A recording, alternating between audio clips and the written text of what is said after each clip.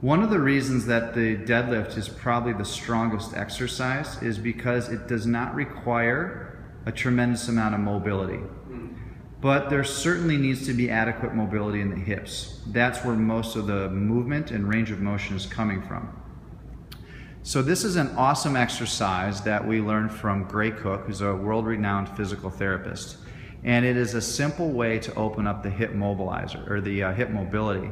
It looks like a hamstring stretch, and there will be some hamstring stretch, but really hip mobility is what we're after here. So Chris, go ahead and lie on your back on that mat, please, with your head near those bands. You don't have to use bands, but I find that, as Gray Cook does as well, this exercise is way more effective with bands. So essentially, Chris, here's what we're going to do. Arms down by your side, spine is in a neutral position just like the deadlift. I want you to bring your feet together so your heels and your big toes touch.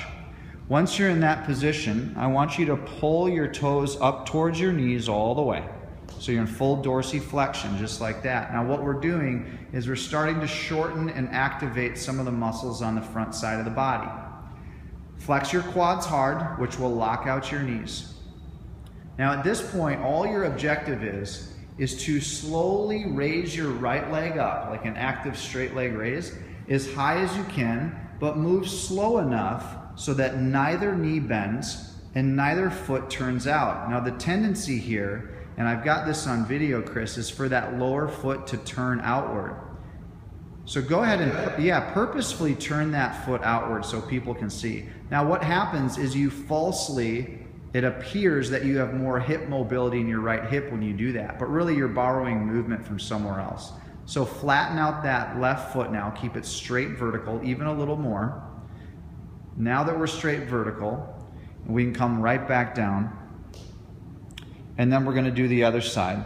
And these should be pretty slow. As far as the tempo goes, you can think of, say, a 3 to 4 count on the way up, so maybe slightly faster than that. About a 1 to 2 second pause, and then a, say, 3 to 5 second count on the way down. Good job keeping those knees locked. I'm going to put my hand under here so people can see. As you raise up your right leg again, Chris, go ahead and do that. What I want us to focus on is keeping this back side of the knee here as flat against the ground as possible. Excellent. Take it back down. Now that we got the movement down, let's take this to the next level. Go ahead and grab a hold of those handles above your head. You're close. There you go. Okay, now put the hands straight above the shoulder so your arms are vertical. Now at this point, we have some resistance. I want you to imagine that you're pulling your hands towards your knees, and what we're doing now is we're firing up the front side of the body.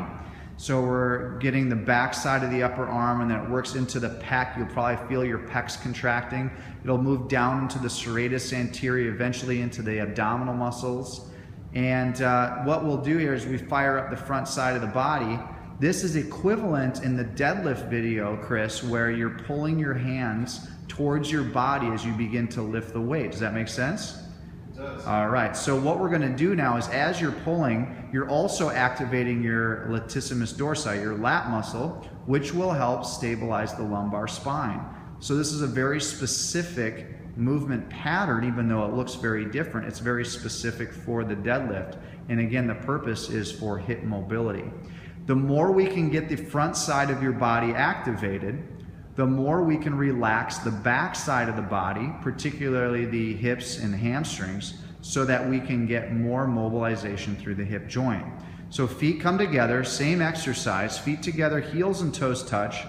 Your toes are pulling upward toward the knee. Your quads are flexed. At this point, every muscle on the front side of your body should be working. Take that right foot, slowly lift it up as high as you can.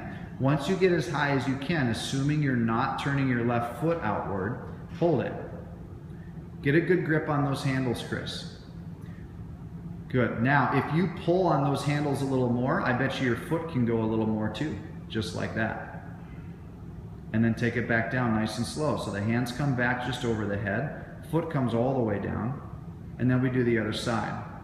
And you're going to notice as you put more pressure through the arms, which will help fire up the front side of the body, and it will create more stability through the spine. You get more mobility. You're rewarded with more mobility in the hip. Pull harder on that left arm. I bet you'll get more out of that leg. Very good. And slowly take it back down. I think that left one's a little tighter. It looked a little tighter. Let's do it again. Right side, then left side. Can I just keep my arms down here? You can, but I wouldn't, because the longer you're in that position, you're going to start to lose some tone. Okay. And I want you to perform best when you need it.